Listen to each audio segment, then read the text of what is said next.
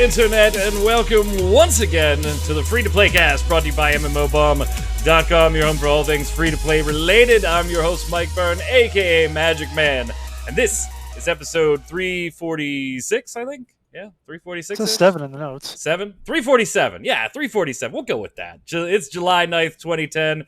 You're watching it on the 10th or later, unless you are on twitch.tv/MMOBomb right now, where you are watching it live as it is being recorded. Going back to some of our roots with some of my Game Breaker friends on the line here. But we've got a lot of free-to-play news to go through. Make sure you're following twitch.tv/MMOBomb, where we stream every Monday through Friday at 2 p.m. Eastern. And then, hey, you never know. We might just decide to start doing some casts live. So chat, feel free to chime in. We'll read your comments as we go as well. Joining me to go through all of this week's news, Mr. Jason Winter. How are you, sir? The only news I have is that I had a burrito about 2 hours ago, and I'm still really full from it. So if this is like, whatever, a 45, 1 hour cast, are you going to have to leave in the middle of it? No, I've been taking care of that. But I mean, I could go like 3 hours, 3-4 hours. I won't have to eat again. I'll be fine. You'll be fine, right? All right. Yeah, well, I'm just making sure. I mean, it is a burrito. You never know how those bad boys are going to sit. Super spicy kind of stuff on mine, so I'm good. All right. Also on the line, Ms. Quinlan Bowers. What's up, Q? I did not have a burrito. My entire lunch consisted of vegetable matter. But the viewers will be very happy to know that you finally have real internet installed. There's still a little thing you got to take care of, but as far as internet, it is there now. Yes, we do have real internet installed, and it does real internet things. I just need to buy a new adapter for the computer so that I get the actual speed that I want instead of the kind of weird cap. And then you have to move to Latvia because there are some viewers that want you to take up residence there and get internet installed in a few buildings. Is that what I'm doing now? I'm just traveling and then you can move back. I mean, if we're just going to do that and people want to pay for me to travel there just for me to wait out the getting internet installed and bitch at people until it's installed. I don't think that's what it is. I think they want you to move and pay to get it all installed. But let's slide over and get started with the news. All right. So this week, we've got some new content coming out for a number of things. A few weeks ago, I think maybe about a month ago, we did a little wrap-up like this that included a game that we were like, oh, okay. I think we did this with Unfortunate Spacemen, Jason, was one of the things we were like, hey, we didn't even know this was a thing, and now it's free to play, so let's check it out. But we've got a couple new pieces of content in some bigger games out there, one of which we've talked about before. Jason, unfortunately, was not allowed to talk much about it. We treaded the line of NDA last week on this one, so I figured it'd only be appropriate, Jason, if we cycled back to it. Oh, wow. And we take a look at the actual changes being made to the cycle in Season 3. We're going to be streaming this next week as well. Jason and I will do another dual stream on this one. By the way, Jason, some people were watching you do Hyperscape stream earlier this week, and I got asked about it on stream, like when you were going to do the first look. Guys, that one's going to be after it comes out on the 12th, because the cash up and stuff was not in the beta week. So Jason will be doing that. Hang tight. It'll be, like next week sometime after the 12th when it actually launches. Is that official, supposedly, by the way? Yeah. Supposedly, yeah. Supposedly. Something is happening on the 12th, that we know that. Maybe it's that, or maybe it's some new open beta period or whatever, but possibly the launch. Yeah, I mean, it's the same thing with Genshin Impact. I've been streaming a lot of that. I was going to do a first look, but the shop is very limited. In fact, you cannot even cash into the shop. It's only for exchanging currencies that you can acquire in-game to get other currencies. So that one's going to have to wait until launch, too. We really don't like launching first look videos for a free-to-play site when we can't get a look at the cash shop. So forgive us, but probably see. Anyway, let's go back to the cycle. Season 3, you mentioned some new content, a new feature in the map. We kind of surfed around it all last week. It is now in-game. What can new players and returning players expect here, Jason? You can surf on a train. Or maybe what not the surf. hell does that mean? But you can ride the train. There's a train that goes. Now, if you play the cycle, you know that you go down to the planet, you do all these little missions. You have to kill aliens or collect plants or mushrooms or whatever and do all sorts of different things. And as you do those, you gain points or whatever it's called for completing the different things and so forth. Well, now they have a train that runs around the planet, runs like a big circle, I guess. And with a little console at the front of the train, if you activate it, you or your team will then accumulate points as long as you continue to hold it.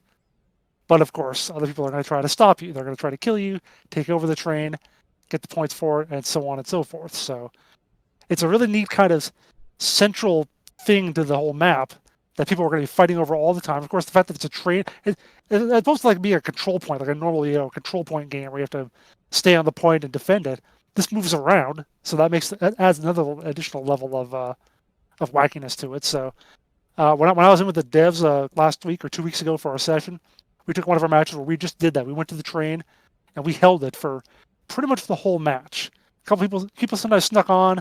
Like some people got on the back. We went to kill them, and in that time, someone else is going to the front and taking it over, to kill that guy and take the train back and so on.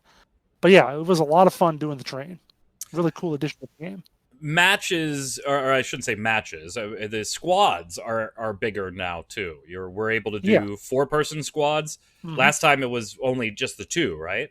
Yeah, single or duo, right? The last time you and I played, and you could still partner on the fly on the map, right? Even with the 4-person squads, or is that limited in some way? Don't know. I don't know how that works because they have the respawn mechanic in now, which might make it a little more less likely for you to have. Because before it was like if we were both duos and one of our people died, and me and another person could team up because our other person's not coming back. So, I'm not sure how they do that exactly. That'll be something we'll have to check out on the stream. Q, I know shooters. But this one, if I remember right, this is 3rd person, right, Jason? I seem to remember it being 3rd person. God, I get so confused. Let me watch the video real quick here. Yeah, this video. You know what 1st and 3rd person look like? I think it might actually be 1st person. I don't remember. I can't remember. There's so many of these damn I played it like 2 weeks ago. Q, anything here in this patch make you feel like maybe it's a game you could check out? 10s are coming, by the way. A 10v10 match is coming. That's not in there yet, but that's coming as well for the cycle players. Q, anything in here that kind of makes you go, maybe? I mean, I'm kind of intrigued by the train thing, right? Because it's basically like King of the Mountain, but with a moving target. Yeah. I'm kind of intrigued by that. I mean, overall, shooters are shooters. So if it's 3rd person, I'll play around in it, but I suck at any of the team stuff. So it would just have to be me by myself. Otherwise, people would die, not the ones that have wanted to. Can I ask this, Jason? Is the track pre-laid on the map? Like, can you pull the map up and see the train track before the train's even started or anything like that? I'm not sure. So, like, you could possibly plan, like, a choke point attack or something like that? Yeah, I mean, there were definitely like canyons and stuff that it went through, so you could definitely ambush people pretty well if you got in place in time. Yeah, that would. I think it that would be probably interesting. Probably does a set path, though. Yeah, I think that particular like strategy could be. Yeah, we're gonna let you have it for the first quarter of the map because we're gonna try and choke it off here.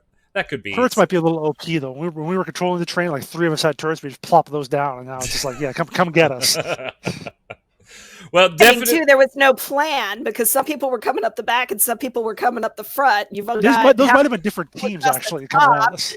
So it seems like there was no plan to get those of you that were standing on top of the train off. Like, it was just, ambush the train. Let's go, guys. Let's go. Just get the train. It doesn't matter what part.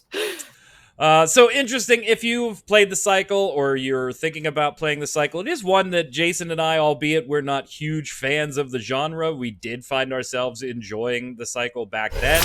That is not the button I wanted to click. Live shows are awesome. But we'll deal with it. So, yeah, I'm looking forward to jumping back into it this week. It'll probably be like a Tuesday or a Wednesday type deal, whatever works best for Mr. Winter's schedule. But if you want to check it out with us, by all means, feel free. We can community that one up as well, because now we can roll in groups of 4 people. Yeah. So twitch.tv/MMOBomb. Also, there's a station you can walk around in, too. That's the other cool. Yeah, I was reading about that. So I don't know how I feel about this one. I feel like it's just kind of fluff. It is. They just basically took a menu and made it some NPCs sitting around. And while I can appreciate that is more aesthetically pleasing, since I still have the option to use the menu, I would probably not walk anywhere. I would just stand there and use the menu. I don't know. Q, you're looking at me like I'm goofy, or do you agree with me here? Yeah, I mean, if you're on the other end of the map or something, it would definitely make sense just to use the menu instead of hiking your way over to go. It's not that big. It's not that big of a station. But if you're like right there, if you're right there outside the building already, then just pop in and talk to the NPCs. Why not? Yeah, I'm not really like worried about my immersion in a battle royale. It's just True. It doesn't do it for me. But whatever. If you like that kind of thing, cool. There is a neat little Easter egg, Jason. I do want you to talk about that one though. In the little lobby there with the one shop that's closed. Oh yeah, because what they also did is they changed how crafting works. If you played the cycle before, you had all these different things you had to acquire, like turbonium and titanium and whatever the heck kind of materials. Jason, winterium. Winterium, yeah, exactly. If you get the right ratio of everything, you combine them all to make whatever, like upgrades for your guns or whatever. They took that out. They took all that out. Now it's just credits. You just get these credits and you use those to buy your upgrades.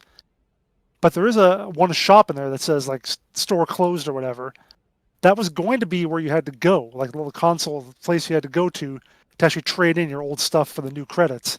But when they decided to get rid of that, or instead to get rid of that sequence of things, just converted automatically, they still left that in there, but now it has like a shop closed sign over it. So that was a neat thing they told me. That's cute.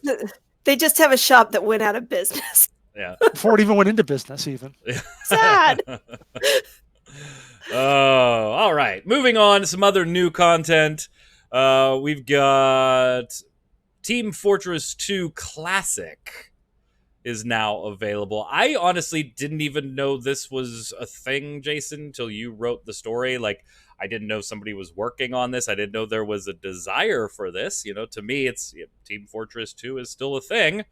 If you want to play Team Fortress 2, go play Team Fortress 2. But apparently, there were quite a few people that wanted the old classic modes back. Everybody wants a classic mode for the game. That came out like 10 years ago. That was, I don't know. I've never had issue generally with updates and making things more current or whatever, but this is apparently a thing that people wanted. Yeah, I only started playing like 2011. This is like the 08-09 version, so I don't even know what it's like. So. Yeah, it's that. It's like got the original core TF2 game modes, like Capture the Flag, Special Delivery. There's a couple new modes in there that are exclusive to the team creating it. And apologies if I mispronounce this. It's what, Eminoma? I think. Eminoma, yeah. I think is the team behind it, if I'm pronouncing that right. Those modes, those come in what the team calls the Death and Taxes update, which adds a VIP emote where one team has to escort the civilian while the other team tries to murder him, and domination and all-out brawl between 4 teams to secure control points. So pretty standard on that. That actually sounds pretty cool to me. The fact that they have a 4-team mode. Yeah, because Team Fortress 2 is usually just red versus blue, so the way they've added 2 more is. Now, is this like? Valve's not giving them any problem with this? Yeah. I mean, apparently they've been working on this for like 5 years, so apparently if Valve hasn't chimed in yet, they're not going to, I would think. I would really tend to think so, yeah. Yeah, or they'll still just... making money off their hats, so they're fine. Yeah, that's that's what they'll just pull a Dota with it. This worked really well, let's buy it. Well, that's what they did with Portal, actually. Yeah. The guys who made Portal, basically, yeah. But remember back when Team Fortress 2 hats was the epitome of microtransactions? and loot box and pulls and gotcha. I mean, it was all of it. It was all of it. That was it, yeah.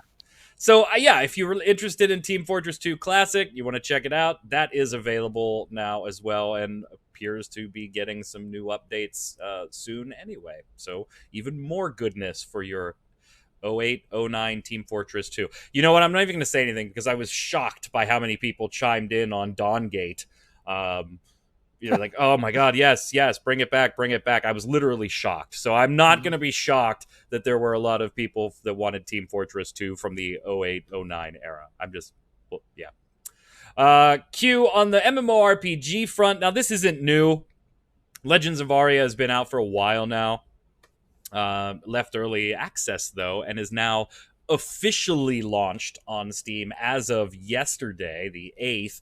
Anything we should know about new content or anything coming here as it goes to full launch? As always happens to be the thing when it goes to full launch, there's what they're calling a fairly large update, but basically it's they're done with the stuff they were doing. They're now focusing on expanding the world, which means they've added a new area that's the frozen tundra. It's got new loot, new monsters, all that jazz, and looks pretty much like you would expect the frozen tundra to look. And the other thing they said is they're working on creating dynamic live events. So rifts.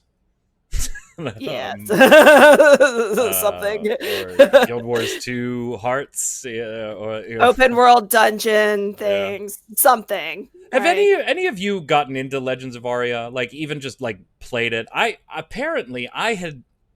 So we don't have a first look for this one, and I remember why we didn't do a first look for this one. It's the same reason we didn't do a first look for, or a second first look, I guess I should say, for what was Albion Online. Since both of them are build and function as very, very sandboxy games in certain elements, it is really, really challenging to do a decent first look on those types of games. Because you could jump in as a new player, record your, like, let's say you play for 2 hours and you record it all and you start splicing it together. And then you find out, like, you go look at their webpage that, Jason, you're like, wow, I touched 3% of what the game has to offer. They're challenging. I'm going to do one on Legends of Aria. I'm still not going to go back and do one on Albion Online. I think some of the videos that we already have on Albion Online can suffice for anybody that's still looking for content there. So I did go to Steam today to download this one as it came out of early access. That was another reason holding off, is that some of the early access stuff you had to pay to get into. So we don't do that. We want to get a free look at it just the way everybody else does.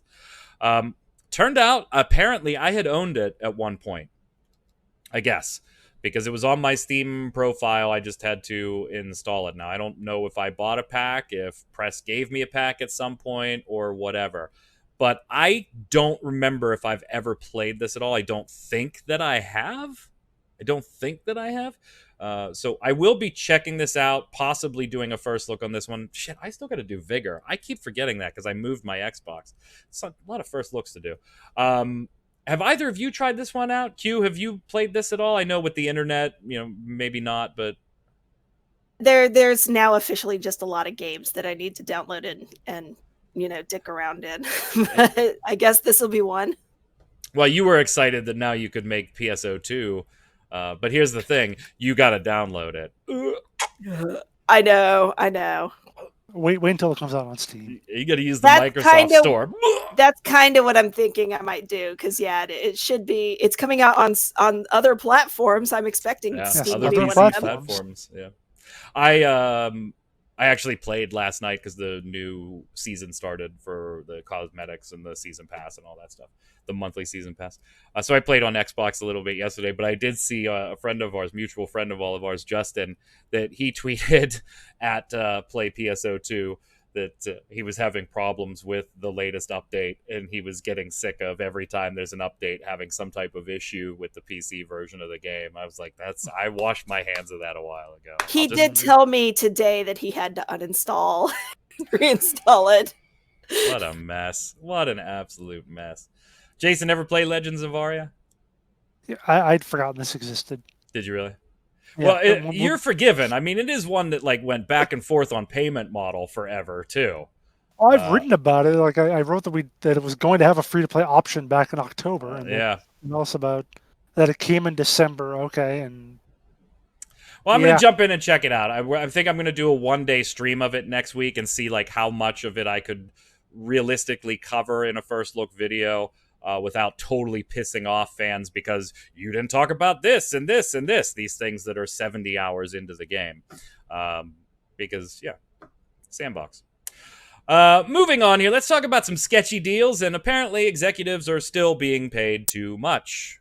Imagine that. We talked a few weeks ago about that with Activision and some shareholders kind of pushing a vote there with Bobby Kotick's pay. And maybe that same group of investors or representative of those investors might be pushing that envelope in another place. So they weren't just ganging up on Blizzard. We'll talk about that in a second. I want to talk first, though, about an interview that Bungie's former composer for Destiny, Marty O'Donnell, did.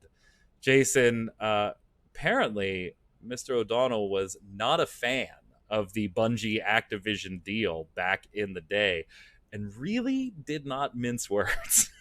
No. When he was asked by the interviewer, what were your thoughts on your Bungie was leaving Activision, he said, about time. And he was apparently on the board of directors back then, when the deal was being made. So he accepted part of the blame, he said, but the deal turned out to be, quote, exactly as bad as we thought it was going to be. Yeah, and okay, that's not too bad, right? The deal's over, they broke apart. Cuse, it's not a terrible quote that he's like, oh, they broke apart, thank God, right? It's about time. But he actually kind of took this a little bit further by telling a little bit of an anecdote about when he was having dinner, because, like Jason said, he was part of the board back when this decision was made. And was having a dinner with the head folks at Activision. And he said, I'm sitting next to this Austrian guy. And he says, hey, Marty, I hear that you have this saying, be nice to the goose. And I'm like, yeah, be nice to the goose. And he goes, well, tell me what that means. And I told him, it's important to be nice to the goose because the goose is where the golden egg comes from. So the goose is the team that made it. Sometimes it's hard to identify, but if you're nice to them, you'll get more golden eggs. If you're not nice to them, you won't get golden eggs. And he goes, yeah, I like that story. Golden eggs, the goose. But sometimes it's nothing like a good foie gras. If you don't know, foie gras is a specialty food product that's usually made with the liver of a duck or a goose. O'Donnell said that he should have stood up right there, flipped the table, and told all of the other Bungie guys, we have to get away from here now. What's funny about that, though, is that when you consider how foie gras is made, there's two ways to go about it, right? There's the natural way, because what it is foie gras is basically the liver is fattened up. And they'll do it on their own, like if you leave them to themselves out in the wild during a certain part of the year when they're fattening up for winter and everything, you'll get a goose or a duck with, that fatty liver that you're looking for. But the way most foie gras is made, commercial foie gras, is they force feed it. Like they shove a funnel down its throat and just force food into the animal, and that's how they fatten it up. So it's this really abusive relationship before you even get to the part where you butcher the animal to take the liver out. Jason, you're just grinning like an idiot. This is good. I think she was going to tell this in Discord, but I was like, no, wait for the stream so I can get for the cast, so I can get the full effect of it. And yeah, that's better having heard it now and not laughing at it. If there was ever a metaphor for Activision and Bungie, that might be dead on. Credit where due, by the way. This was in an interview with YouTuber Hidden Xperia, and they covered a number of different Bungie type topics. It was like a 2-hour interview with O'Donnell. Yeah. This was the pièce de résistance of this interview. It was just it started with, yeah, Q, all right, yeah, it's about time that those two broke up, right? You got that friend, right? You got that friend and their significant other, and you're like, oh, okay, good. About time those two broke up. And he just kind of left it at that. Then he tells this tale, and it's just like, shit, he really doesn't care what anybody thinks anymore. He even said during the interview, he was like, well, I'm not working there anymore, so I'm going to say whatever the heck I want, basically. Did he really? I mean, you could tell. That's the attitude he took. he gave no whatevers, yeah. Yeah, there was no quarter for anybody there. So, yeah, not everybody was happy. And they did go into talk about one of the reasons that they ended up with Activision, though, Q, and that was kind of like almost the de facto publisher that they kind of had to go to because it was important to Bungie that they own the Destiny IP, and no other company really wanted to do that. Obviously, I think I remember that from way back in the day, because that was, everybody was like, oh my God, they're leaving Microsoft. And then they, went over here, and it was like, oh, well, that's why. That, they keep control of the IP. Like, I remember that from really early on. Yeah, and they ended up like basically giving, what was it, Halo 4 to EA just so they could keep the damn name Bungie at the time, because Microsoft wanted to keep that as well. So yeah, good partnership. Glad it's over, and apparently they are too. Speaking of Microsoft and other big companies, let's move over to an EA story, Jason, where apparently Bobby Kotick at Activision isn't the only grossly overpaid CEO, at least according to CTW Investment Group. This is the team that also had shareholders challenging some of Activision Blizzard's pay. Now they're going after EA's too, and trying to garner support to vote down an upcoming resolution at their board meetings. How's this shaking out? So the major beef that the CTW people have is that the CFO Blake Jorgensen and CTO Kenneth Moss of EA, they received large these like executive bonuses for their good performance or whatever in 2017 that don't fully vest until 2021. The issue is, and then they received another set of bonuses in 2019. And the big problem they have there is with, they say, 2 overlapping special awards that, why do you give them one when the other one is still ongoing, basically? That's what they want to know. In addition to their, regular pretty good salaries and all this going on while they're laying off people. So that's the issue that they have with the pay that these 2 executives are getting. Yeah, one of the quotes that they come out with here is the notion that executives need to be incentivized with pay above and beyond the ordinary course program is a complete fallacy in almost all cases. And so here's the interesting thing, Q. The EA quarterly call, investors call, is coming up. It's like right around the corner here. This should make things a little interesting. Yeah, I could see that being a really uncomfortable situation. But I mean, when you think about it, you just get the feeling that executives are just kind of overpaid in general. Like, just a bit. Everywhere. Now, this really didn't lay out any change as far as Blizzard or Activision Blizzard goes, the complaints. It was interesting, the percentage of people that they got on their side to vote. It was almost approaching the 50% mark to actually kind of initiate change, but they didn't quite get there. Do we expect a different outcome here, Jason, or can we expect, this vote to probably go through even though CTW doesn't want it to? Or could they sway enough shareholders to come with them on this one? Because it is a bit of a different situation.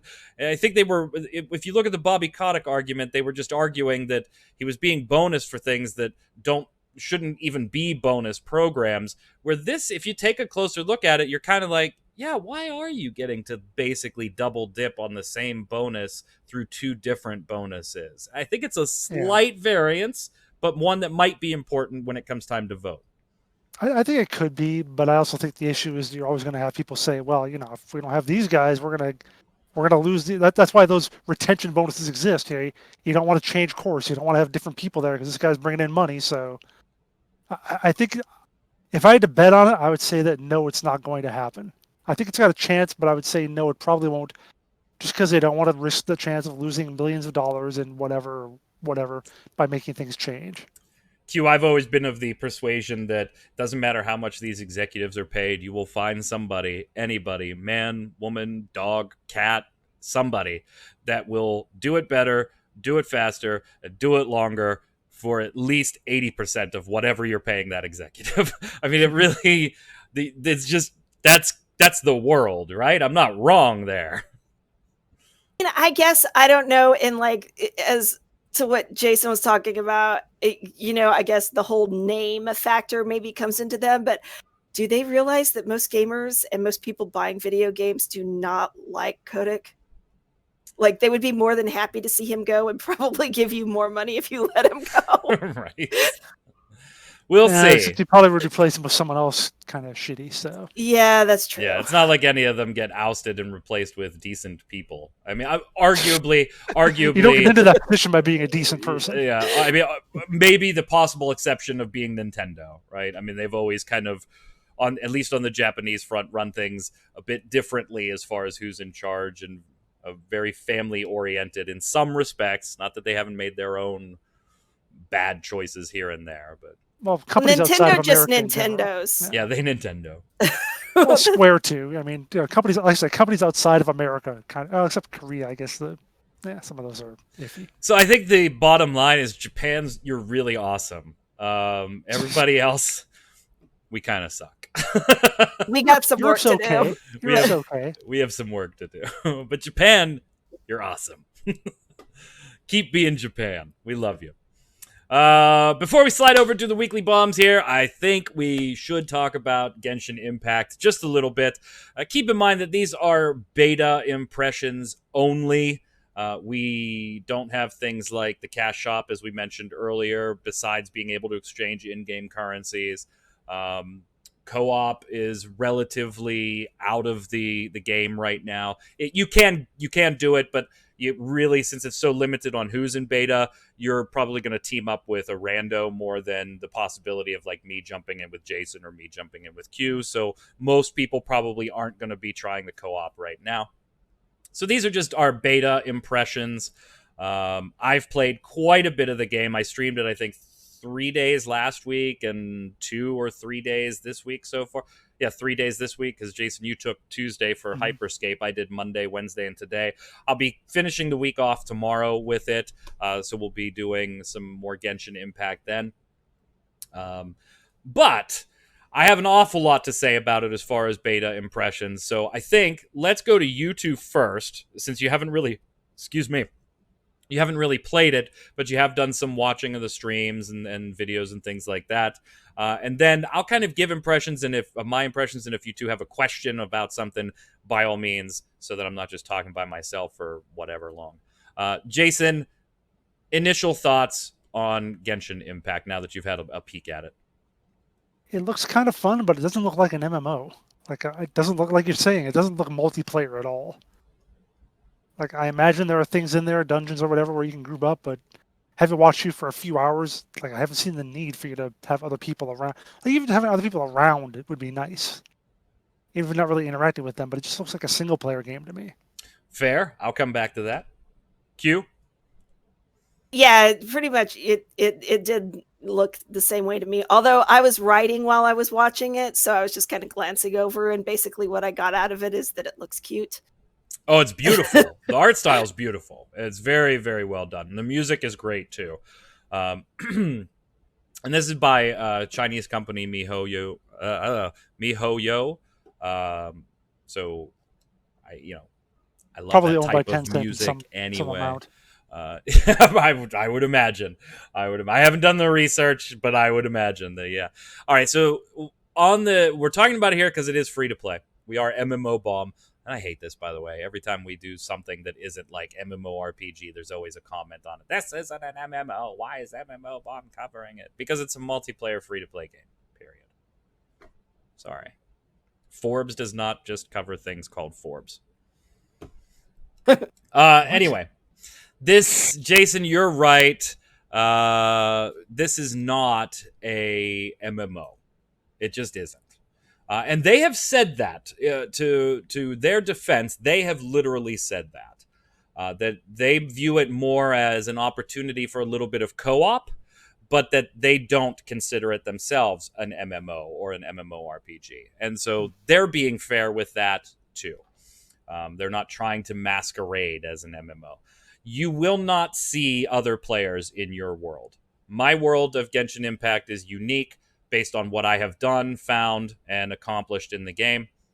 Jason's world, while being the same world, will have different things going on in it, and it will be unique to him. You're not going to run around Mondstadt, one of the cities right off the bat, and see other players. That's just not going to happen. You are in your own Breath of the Wild world. Once you hit adventure rank 16, which you could probably do, we did it in about 12 hours of streaming. You could probably do it a little bit faster. We got sidetracked by looking for things, and that is one thing that the game does tremendously well. It is one of those games where what is that in the distance? Let me go see. Well, my story quest is right here. Yeah, I know, but that thing's glowing, and I have no idea what it is. I'm going to walk 700. Yeah, it could be important. I'm going to walk 700 miles and go check it out. So yeah, it excels at that type of gameplay. The co-op portion comes in when you hit adventure rank 16. So if Jason is adventure rank 16, which is your like profile level, not your character's level, and I am level 16, I could jump into Jason's world or he could jump into mine. And then we can explore. We can do domains, like Jason said, which is the dungeons of the game. We can, just walk around the world, gaining experience and stuff. We cannot do story missions. That's kind of shut off because, again, our worlds are unique to us. And so you won't be able to spoil story by going to a world that's a little ahead of yours because that stuff is shut off. You won't, if you visit my world, there's some treasure chests and things you won't be able to loot because you're going to get them in your world when you get there. So, and there's a limitation on number of characters. If you play by yourself, you can flip between 4 characters, even mid-combat. Jason and I, we go into our own, into my world. Each of us will pick 2 characters, and we can both swap those. If there's 3 or 4 people in the party, then each of you will just pick 1 character that you have access to and play with that character. Really, Jason, you're dead on. There is no need to do this, at least not in the early game content we're seeing, and even the late game stuff that I can't access, but I can see in the menus and stuff. There doesn't seem to be a need for it. They have talked about adding content later that might require that, but right now there isn't. They're not interested in doing PvP or solo 1v1s or anything like that right now. Again, not to say that it won't come out later, but they're not really interested in that. So there really isn't a need. The co-op is a feature, not a necessity. You're dead on there, Jason. Does that change your level of interest in this game at all? A little bit. I mean, it seems to me more like it is just an RPG as opposed to an MMO. And if I was looking for one or the other, that's what I would go for. I'd go for the RPG, but I wouldn't go for this if I wanted an MMO type game. So you're absolutely right. If you want an RPG, this is fine. I think you're going to enjoy it. If you like Zelda, it gets Breath of the Wild comparisons all the time. And rightfully so, like the stamina mechanic for climbing and sprinting and all that stuff. The elemental combat system is very cool to sit and play with, as far as putting an element A on somebody and then seeing if that reacts with an attack from a different element. Basic examples that will make perfect sense to anybody. You have a water-based character. If you hit him with an ice-based attack or cryo-based attack, it will freeze them. If they're a fire-based character, putting water on them will cause them to like sizzle and take more damage. Then you can combine things, put ice onto somebody, and then also put lightning onto them, and it will superconduct them, and they will start dealing damage to their own teammates that happen to be around them. Puzzles abound throughout the world. It is very fun on that aspect. The one question mark we have right now, of course, is the monetization. Since it is free to play, how are they monetizing this if it's predominantly a single-player game? And predictably, Q, you can probably guess that it is through gacha mechanics, pulling to get weapons, higher star weapons, pulling to get specific characters in the game. Not saying that you can't get those weapons or characters in-game somehow. A lot of them you can. But yeah, you are paying for wishes and then pulling 10 to try and get that character, a la most mobile games, things like Final Fantasy, Opera Omnia, things like that. Does that turn you off, Q, having that type of mechanic in your basically single-player RPG? I mean, I play enough mobile games that have that kind of thing, and what I do most of the time is just ignore it. Because, like you said, you can get the characters, not all of them, right? Like when I was playing one of the Walking Dead games, there were, specific characters that if you really wanted them badly, you were going to have to pony up the cash for it, but you would still just be able to build out all the other characters, and have enough characters to do whatever it was you wanted to do. So most of the time I just ignore those mechanics and just play the game, unless I really like the game, and then I might throw some money their way just to, be nice. Yeah, and I could see maybe myself doing that from time to time, because from what I know, there is no like sub or anything like that. It doesn't make sense the way this game is built out for there to be any type of sub for me to throw a month at them. So maybe throwing $10 or whatever to get a couple of pools just to throw support at the game. Fine. I know though, Jason, that this mechanic is very, very addictive for some people. For some people, particularly used in this way too, in a very anime / waifu type game where the characters are desirable even if the stats don't matter. And that's what I'm hearing from some friends who have played in previous betas that have had more access to it and have played it for longer and gotten further than I'm in the game. I mean, I'm not talking about... I've got a good 20 hours in the damn game.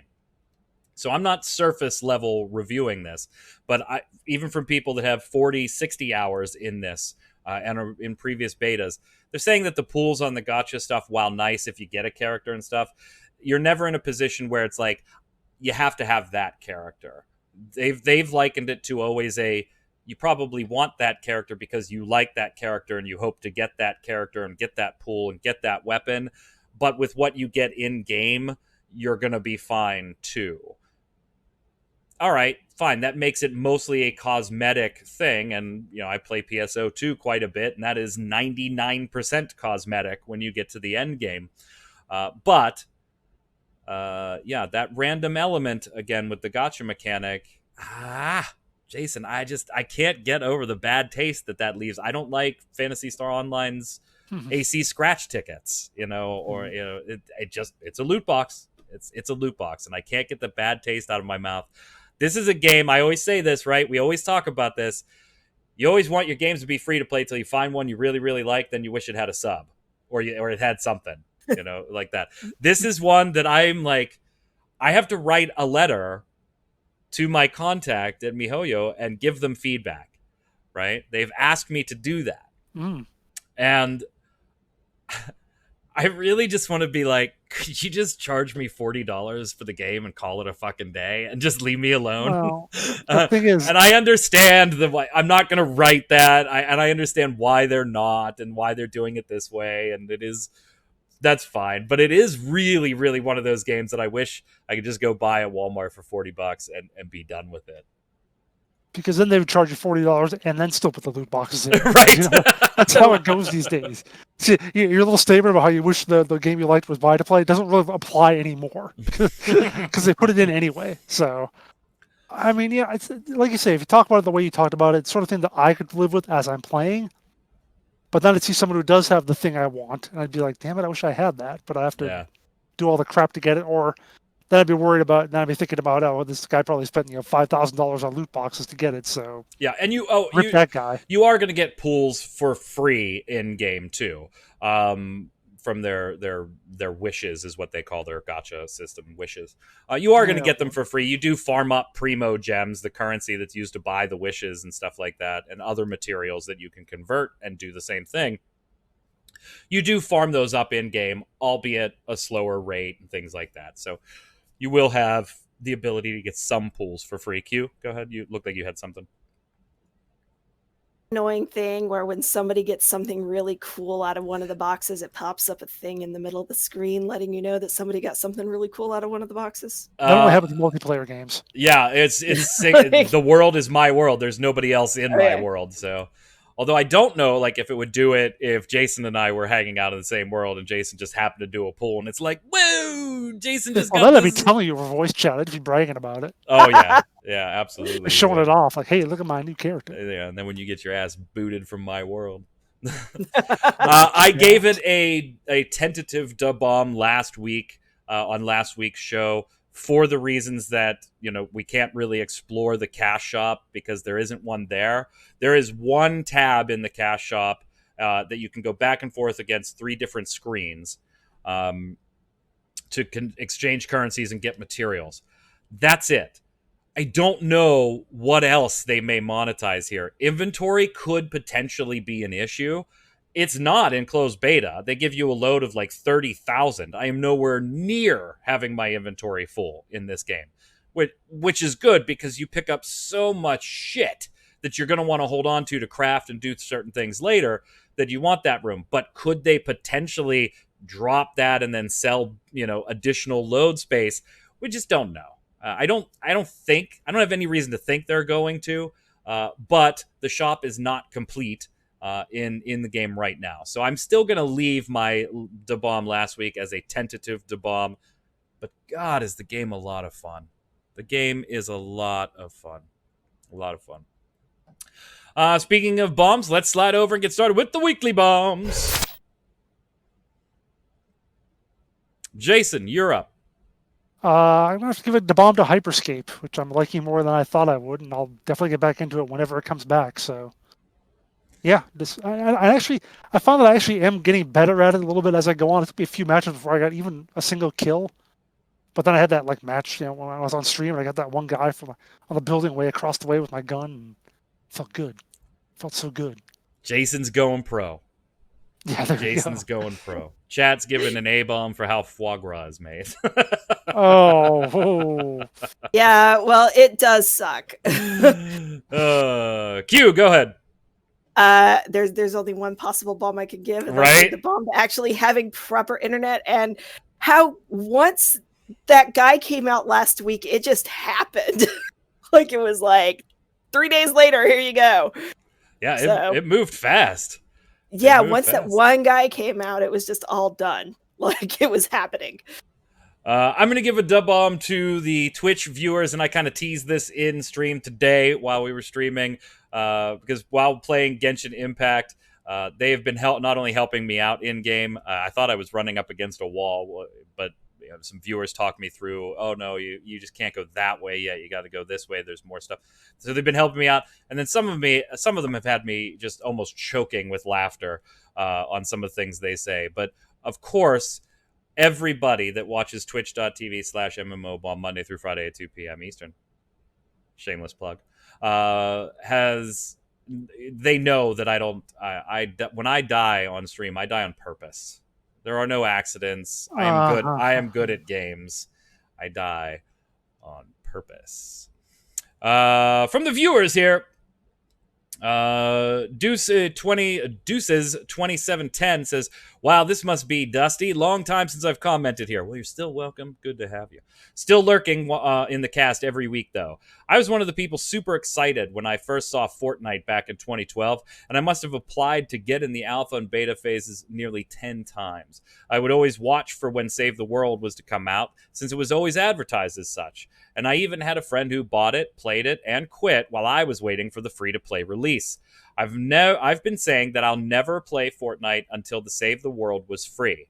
But since it never will be, I'll stick by that, and I'll just never play. Dub bomb to Genshin Impact for being a better world to step into, contrary to the hellscape we've got going on in 2020 so far. Hashtag not serious, but kinda. I can't argue with that. I can't argue with any. Go ahead, Jason. Corey V says, bringing a game back to testing can actually work. He's talking about Crucible, of course. I mean, it worked very, very well with Final Fantasy Online. I mean, that game had a horrific launch. They took it down, and 6 months later remade it into something else. Now it's a very popular game, so it can work if it's done well, though I don't understand why they didn't do alpha and beta with Crucible. That shit made no sense. And Hyperscape is pretty clearly trying to copy Apex Legends. It has three-person teams. That's the copy there. I don't know. Yeah, and I don't like the comparison, and we see this a lot to Final Fantasy. I'm assuming Final Fantasy 14 is what Corey's talking about here with version 1 and version 2. First off, it took longer than 6 months. They worked on A Realm Reborn.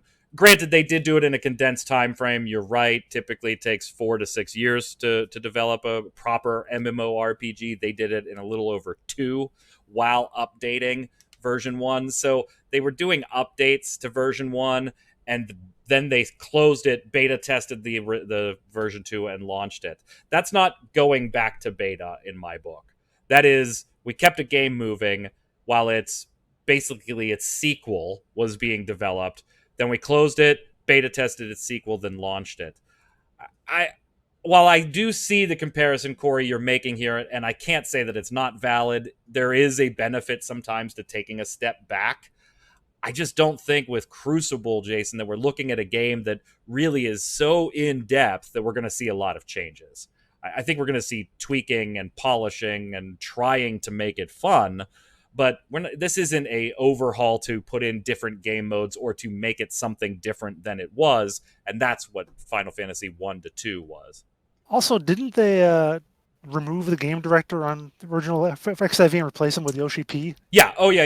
Yeah, that happened too. So and it's then like, Yoshi P came out and said something along the lines of, I don't know why they ignored World of Warcraft and the stuff that worked in it.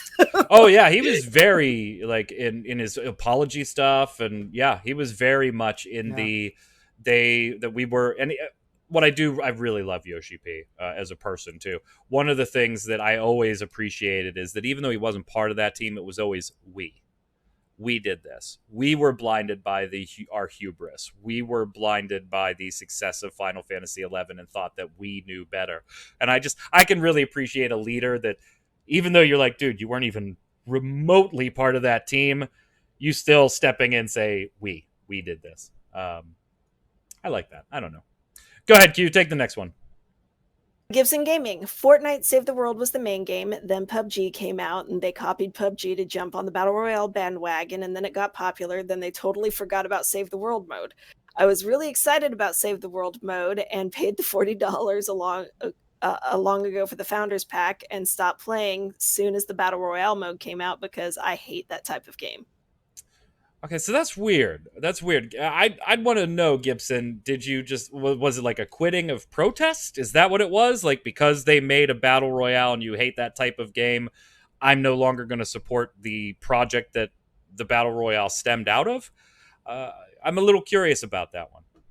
You know, I was the same way in that I quit just about, I played about a month and a half or so on Save the World and quit when Battle Royale came out. But I think for me, at least, it was partially because remember the issue I had with the inventory in Save the World? Yeah. Oh, yeah. God awful that was. Gee, imagine that. Jason had problems with the game's inventory system. And I sort of said to myself, like, they're not going to fix that. Not with after I went by a few weeks, I was like, they're making boatloads of cash on for almost from day one. I was able to figure out they're going to ignore Save the World the way the Battle Royale is going. Save the World was doomed. I got a lot of chests showing today. Well, damn. Damn. Like, yeah, let me. But yeah, I just was like, I'm not going to worry about it. They're not put going those boobs away. So. From Brad Bakes, which, God, I hope you run a baking YouTube channel. I just want to know what he bakes. Right? Brad, tell us what you bake next week. Brad, that is just an amazing name, particularly if you're making a baking YouTube channel. Who's the one guy we had? We had Ryan Forecast. Remember him? Oh, yeah. That's right. Yeah. We talked about the weatherman. Right now, Brad is like, motherfuckers, like I never heard the baking joke. Yeah, probably. Like it is a baking YouTube channel. I need to add it to my. We will plug it. We'll plug it on the next stream if you tell us what your baking YouTube channel is. If you are a new player to Save the World, if you are a new player in Save the World, there is a lot of content. The free V-Bucks are not there for new players now, only founders, and it is fun to play. So we've got both sides of the Save the World debate today. Well, that was kind of the point, though, is that you were going to get free V-Bucks by being a free player once it went free to play, but since now they're not doing that. So finish it up, Jason. VT3611 says, I bought Fortnite Save the World when it was on sale for $20. I think the normal price was $40 during beta. I haven't played in quite a while, but as far as the slowing down, I don't really see that as a problem. Unless you have a group you don't mind us soloing, the grind is long. So long I've yet to get to max level, and I doubt I ever will. Well, that's a good point, too. Obviously, it's been out for almost 3 years now. Just like me going back to Guild Wars 2 and doing, last year and a half, 2 years of content, there's a lot there. So, if you're just getting into it now, there's plenty to do, and you'll have lots to do. But obviously, if you've been with it for a while, you're probably pretty sad that it's not going to get much more. Yeah. Question of the week last week. Are you okay with the gotta watch streamers to maybe get a key approach to betas? Why or why not? Guestly says, I would not mind if that was like an additional way to get a key while there's the classic way to get a key. Register your email and wait to see if you get access. If that's the only way to get a key, then in my opinion, it's just an artificial way to boost some numbers for games and streamers. Let's be real, 90% plus of viewers don't care about some random streamer they're not interested in, and if they did get or didn't get a key, they won't return to his or her stream, and the game won't have those numbers when the game is out. I did not watch when it was for Valorant, probably because I'm not interested in competitive games so much, but I heard that you don't count as a viewer with audio only. If your tab is not active, stream just can't be open in the background. And if those things are true, and there are many people with one screen and so on, it's just a waste of time for temporary artificial numbers on a streaming site. And I heard from other streamers, while that stuff was active for Valorant, give those drops to anyone who plays the game, not just some selected streamers who use that to boost their stream, not with streams, but reruns and recordings, etc. I don't think you're going to get a lot of fight out of the panel on that one. No.